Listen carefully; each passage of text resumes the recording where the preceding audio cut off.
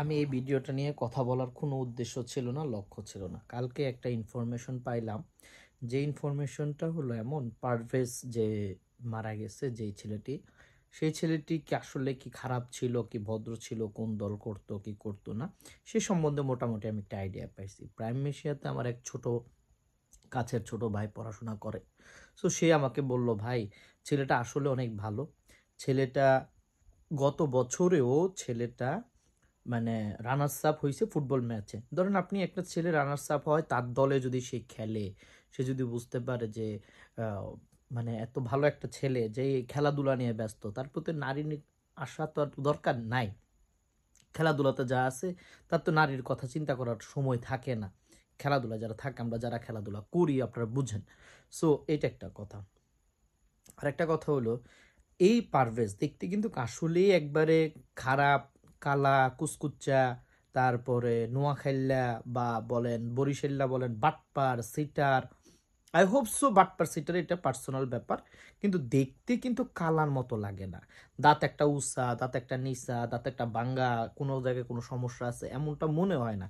তার অ্যাপিয়ারেন্স দেখার পরে যদি কোনো মেয়ে যদি এই ছেলেরে ভালো না বাসে বা এই ছেলের প্রেমে যদি না পড়ে, যদি যদি গাঞ্জুরির প্রেমে পড়তে পারে কোনো মাইয়া, তাহলে এই ছেলের প্রেমেও অনেক মাইয়া পড়তে পারে।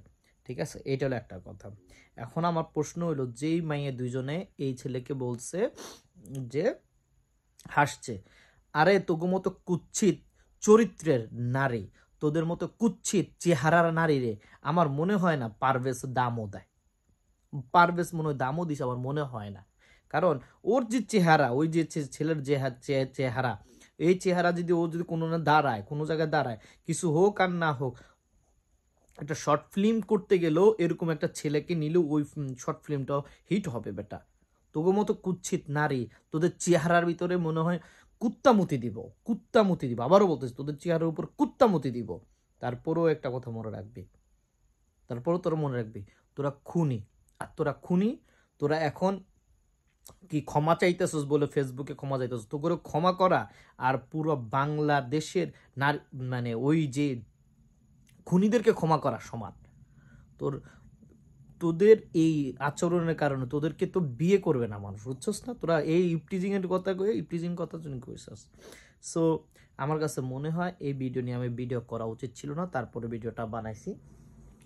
আরেকটা ইনফরমেশন দেই, ছেলেটা যদি আসলেই খারাপ হইতো, তার ছোট ভাইয়ের কথাবার্তা খারাপ হইতো, তার বাপ মার কথা খারাপ হইতো, ছেলেটা আসলেই ভদ্র একটা ছেলে। আমি আমি এটুকু বলতে পারি, ছেলেটা আসলেই ভদ্র, কারণ আমি একবারে ইন্টারনাল খবর পাইছি। ছেলেটা আসলেই ভদ্র। ছেলেটার পিছনে হাজার হাজার মাইয়া করে বেটা। প্রাইম মেশিয়ার মাইয়ারা কি সুন্দর নাকি অসুন্দর নাকি কালা কুচকুচ্চা নাকি বেটা? তোগো মতো চরিত্রহীন, লজ্জা এবং কুচ্ছিত চেহারার দুইটা ব্যক্তি তোরা।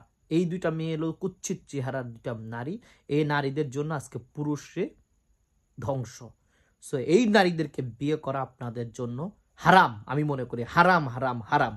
এটা যদি আপনি মনে করেন যে হাদিসে নাই, হাদিসে নাই ঠিক আছে, কিন্তু তারপর আমি বলবো এই দুই নারীরে বিয়ে করা হারাম, হারাম, আসলে হারাম। সংসার হইব না, ওই বলো খুন খারাপি।